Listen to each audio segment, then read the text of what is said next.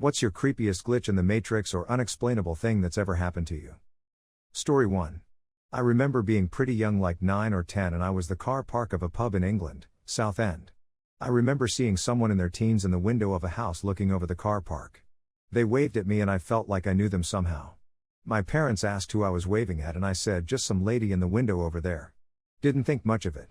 Fast forward 10 years. I was at my nan's new house. I remember walking into her room, which I never was allowed to do, going to the window. I then realized I was in the house looking over that same parking lot and remembering that interaction years before. Then a girl around 9 or 10 who was in said car park waved at me and I waved back. I felt like I knew her. Could not explain it and have never told anyone about it. It freaked me out. Story 2. When I was a teenager, my family lived in a big 115-year-old brick house. Plenty of creepy stuff happened, but one night I was heading to bed when the door between the first floor kitchen and the basement stairs absolutely slammed shut. It had a unique sound that I recognized immediately as the kitchen/basement door. There were no windows open that could have caused a draft. Our dog was asleep on the second floor. I was on the second floor. My parents were both asleep in the third floor attic, had been converted to a master bedroom. None of us could have shut the door. Duck and terrified, I worked up the courage to go investigate, carrying my hilariously teeny pocket knife for protection. As I went downstairs I turned on every light. When I reached the kitchen, the door was wide open. Even more freaked out I ran back up to bed, leaving the lights on. A minute or two later, I heard a definite okay from downstairs. I laid in bed and was ready to accept my demise. Eventually I somehow fell asleep and in the morning I was there first downstairs. I woke up before my parents and dog, and found that the lights were all off and the basement door had been shut again. Story 3. Weird but happy. About 5 years ago in November we lost our family dog to cancer. She was the dog my children grew up with, loved by all. At the next Christmas, at the end of the day of gifts, food and family, as I was picking up, I found a tiny pewter dog figurine sitting on the mantel. I asked everyone who had been at the house that day if they left it. No one had. Okay, weird, but took it as a good omen. When my eldest went back to college at the end of that Christmas break, he asked if he could take the little figurine, to remember his dog. Of course, I said yes. A week or two later, picking up around the house, there was the figurine again. I called my son, and said, "You forgot the dog figurine." He said, "No I didn't, it's right in front of me on my desk." I had now found a second figurine. Again, no one claimed any knowledge of it. No idea how. But I still have the two of them tucked away on a shelf to this day. Story 4. I used to have a recurring dream as a teenager every night for months. I was sitting at a table on the patio of a restaurant. I was out there alone, waiting for my food. A homeless man comes up to the other side of the patio and asks for change. I'm digging in my wallet for a couple dollars and then I hear tires screech and look up to see a crash in an intersection near the restaurant. I run out there to see if I can help, and as I run out into the road I get hit by a car and wake up at the impact. After a while the dream stopped and I put it out of my mind. Fast forward to me being 28 and sitting at on the border, on the patio waiting for my food. A homeless guy comes walking past the restaurant but doesn't stop and ask for change. It makes me think about that dream though and I start to feel uneasy. Shortly after, I hear the tires screech and I see a wreck happen in the intersection near the restaurant. I begin to run out there but stop at the sidewalk and look out towards incoming traffic and there is an SUV not slowing down. She was on her phone and blew through the intersection completely unaware of what had just happened. Ran out and checked on the people. Everyone was fine. Story 5. This happened around 1991. It's the middle of the night. I'm standing in my sister's living room and it must be a full moon, because even though it's around 1 a.m. and the lights are off, I can see clearly. There's a mixing bowl with popcorn kernels in the bottom on the floor in front of the TV and some rental VHS in a pile nearby. I hear a noise and turn around to see my sister's normally very friendly Labrador retriever looking like Cujo. Fangs bared, snarling, hackles raised. Suddenly there's a bright flash of light and I wake up like I hit the bed from a great height. I think that was a weird dream. Eventually, I fall back to sleep and in the morning I call my sister, planning to tell her the story, but she preempts me by telling me about the weird thing that happened in the night. They woke up to the sound of the dog snarling at about 1 a.m. Her husband thought there was a prowler in the house, got a gun and went to find the dog. She was standing in the living room snarling at the middle of the room. He couldn't see anyone, so he flipped on the light. No one was there. The dog instantly stopped snarling and walked to her bed like nothing had happened. He checked the property and went back to bed. We talked a bit and I found out they watched some rental movies and of course we had popcorn. Why? My sister is a little woo-woo at times, so I decided not to tell her about my night. She lived about 450 miles away, by the way. Story 6. I wouldn't say that this was creepy, but it's definitely one of the most quaintly surreal things I've ever experienced. So, back in 2016, I was injured at work, and for about 6 months my life consisted of going to physical therapy and being confined to bed until I could walk again. With that in mind, I had a lot of time to read books. One of the books that I was reading was Ex-Heroes, by Peter Clines. Now I don't know about anyone else, but when I read a book I liked to cast the characters in my head, coming up with how they look. One of the minor characters in this book was named Ilya, and, because I know someone named Ilya, and because the book is set in Los Angeles where I live, the Ilya in the book became the Ilya that I knew in my imagination. But then, something strange started to happen. The Ilya in the book made specific references to movies like Aliens, a movie which the Ilya I know is a huge fan of. The Ilya in the book was a big fan of firearms, as the Ilya that I know is. Put into words, these details seem slim, but there was something so strange about the character in this book that I eventually reached out to the Ilya that I knew to ask about it. Turns out that Ilya knows the author, Peter Clines, who had put him in the book. What are the odds that I would choose to buy a random book, with a story that takes place essentially on my street in Los Angeles, and features someone I know in real life as a minor character? That blew my mind, and it's easily one of the most surreal experiences I've had. Story 7. I've told this story before. 3 years ago my childhood dog died very suddenly and unexpectedly. She was sick for a few days, but turned it around and got better before dying very quickly and painfully, in my dad's arms. I live out of state, so I wasn't able to be there for any of it. It's a 6-hour drive, and I felt very guilty about her passing without me there. I had a very deep connection to her and she had been my best friend for 12 years. I was devastated by her death. I couldn't work or eat or do much of anything. I was constantly bursting into tears. It was just awful. My heart just ached and I found myself apologizing to her for not being there. I just felt so guilty. One night I had a dream about her. I dreamt I was in this empty space and Charlie came running up to me, whimpering excitedly. She was licking my face and generally just freaking out, and I was sobbing. I knew she was dead and I knew she was visiting me in my dream. I was very aware of it all. I kept hugging her and crying and apologizing, and she just kept licking my face and being affectionate. I woke up with tears streaming down my face and sat up in bed. I could still smell her distinctive smell, and on my sleeve I pulled off one of her hairs. She had never been to my apartment and I hadn't seen her recently. It wasn't a cat hair either, as Charlie was a collie mix and their fur pattern is very distinctive. It may all be coincidence, but it was so vivid and real. I like to think she was visiting to let me know everything is okay and to not worry. I haven't had a dream like that since. Story 8. Not my story, but my grandpa's. So he served in the Navy and hadn't come home for 5 years. He finally got to go home, and on his way, he saw his old friend, let's call him Wally. Wally was getting on his normal bus, and my grandpa shouted hi to him. But Wally didn't respond. But he didn't think much of it, seeing how Wally didn't have the best hearing. Wally got on his bus, and looked my grandpa in the eye as the bus drove away. Later, after he got home and was talking to his dad, he asked him how Wally was doing and told his dad about how he saw him earlier. His dad was silent for a minute, and asked him if he was sure he saw Wally. My grandpa said yes, and his dad replied, Wally died 6 months ago. Story 9. I died. I saw it, I lived it. Either it was another world with a version of me that died I saw, or I'm going crazy, but I died. We had a pep rally in school, and after it was finished we had to go back to class. Well, my friend and I were not into that, so we wanted to do across the street to Sonic. Across the school there is not heavy traffic, but if you don't pay attention you could get hit. Well, I remember walking with him and he dropped something, so I went across the street first. I just saw a red Tahoe heading right for me and I got hit. I remember everything. I remember gasping for air. I remember waking up and sleeping again. Then nothing. All of a sudden I was back in the stadium again, and the exact same words came out of the principal's mouth. My friend wanted to go get Sonic, but I was freaking out. Was asking him everything. I thought it had to be a dream, so I went with him just to see what would happen. He dropped his stuff again and I waited. To my horror, that same red Tahoe showed up. I told him that I'm going back to school, I ain't dying again. I can still see the other version of me on that street, just messed up. Not even moving. Story 10. One day when I was about 8 I didn't go to school because I was sick. My friend was supposed to bring me homework etc., but he never came. My granddad came home from work and he told me that that friend was dead. I was devastated. That night I had a dream. I was with my friend at a playground next to our school and we were talking, Then he told me that he is safe and it didn't hurt when that car hit him. The next day my mother wanted to talk to me about that situation and she asked me if I wanted to know what happened. I told her that I know everything because my friend told me. She thought that my granddad told me but he did not.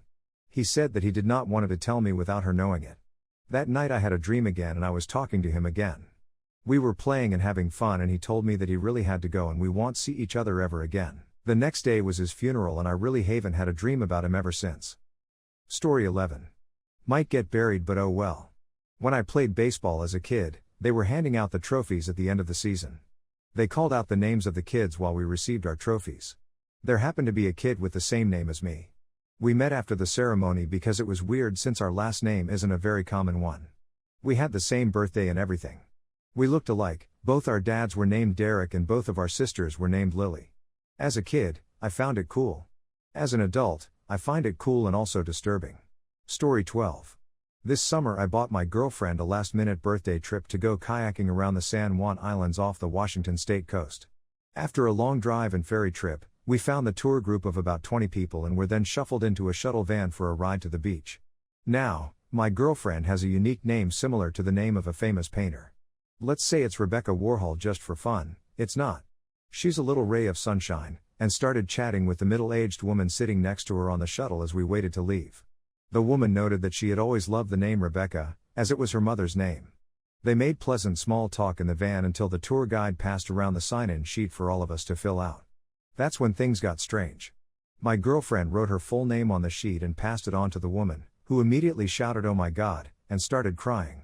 After a few minutes of total confusion, she told us Rebecca Warhol was my mother's full name, and these islands were her favorite place in the world. She passed away this summer from cancer and we've traveled hundreds of miles to spread her ashes here. We were stunned. I literally picked a random date, time, and tour company, and then we were split into the same group as this woman and my girlfriend was sitting right next to her on the shuttle. What the hell? She continued by saying, "My daughter told us that Nana Rebecca would be with us on this trip, and I didn't believe it until now."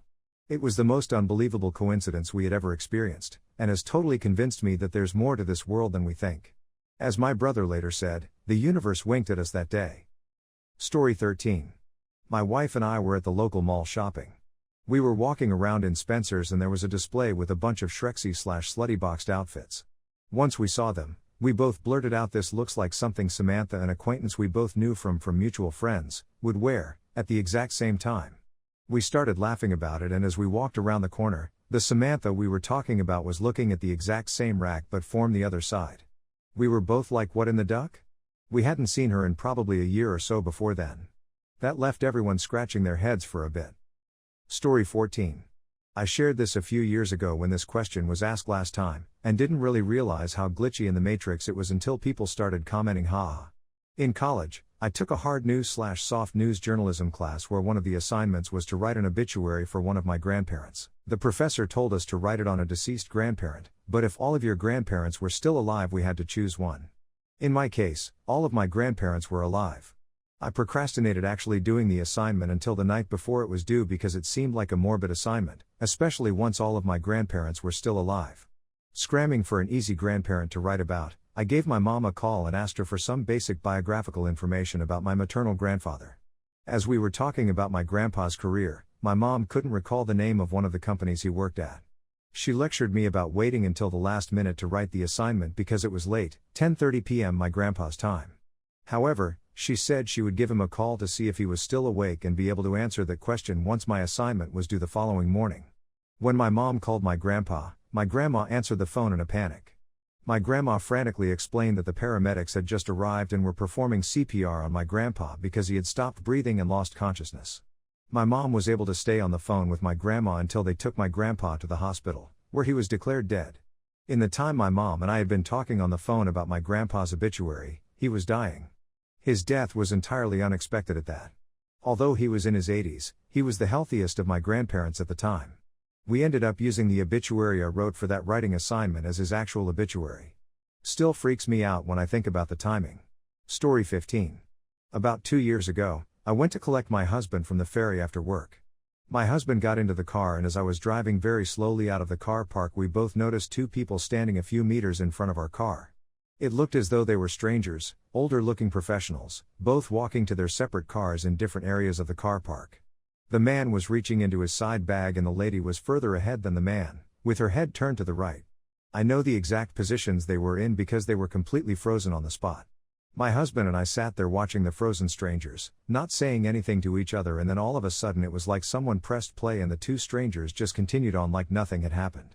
My husband and I promised to each other that we would never forget how weird the experience was. I can't remember exactly how long they stayed frozen like that, but it was long enough to freak us both out. Story 16. 1985. My ex-wife and I were sleeping.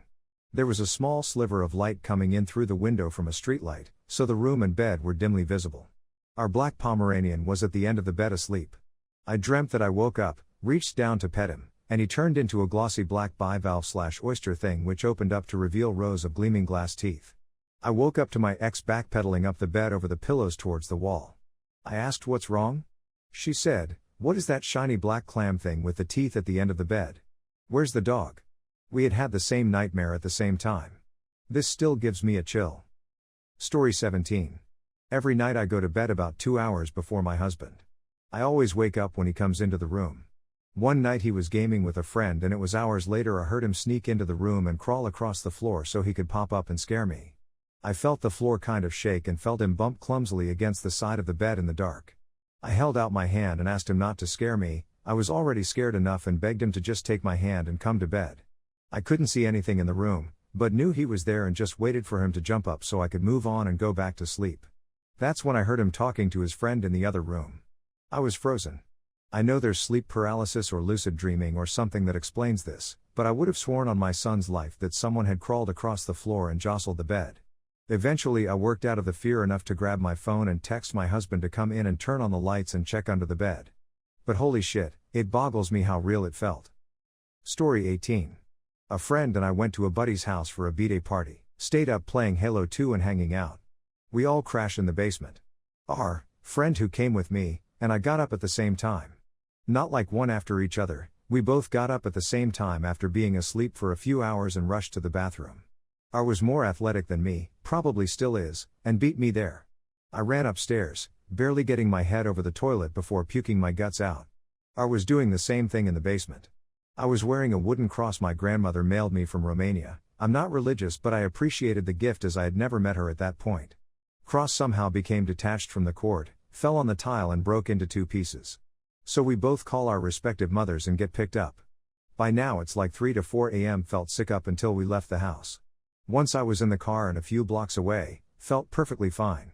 I reported the same thing to me that day over MSN Messenger. Felt perfectly fine after a few blocks. Got the pictures developed a few weeks later. There's a picture of us on the couch rocking some Halo and the whole room looks like it's filled with mist. Super spooky. I've been looking for the pic for a long time and I can't seem to find it anymore. But every few years my sister and I search my mom's photo albums for it. Story 19. 2 things. Each was witnessed by at least one other person and both were while driving. Once at a stop sign in a neighborhood. All of these little sparkles started swirling around in mid-air roughly 3 to 4 feet off the ground out of nowhere. The group of them were roughly 2 feet wide by 3 to 4 feet tall. It lasted 3 to 5 seconds and then they were gone. No one was around and when I asked my passenger if he saw it too he breathed a sigh of relief and said yes. We spoke about it a little more but there is no reasonable explanation. The second happened when myself and 3 friends were driving down an empty country road. Very straight stretch. A man on a bike appeared. Someone said to watch out for him, so not to hit him and then he disappeared. Our minds were blown to say the least. Just poof and he's gone. Story 20. I once clocked out of work at 6 p.m., like I always did at the time, and began my hour-long train ride home. After I had found a seat, I went to sleep and woke up just before my station.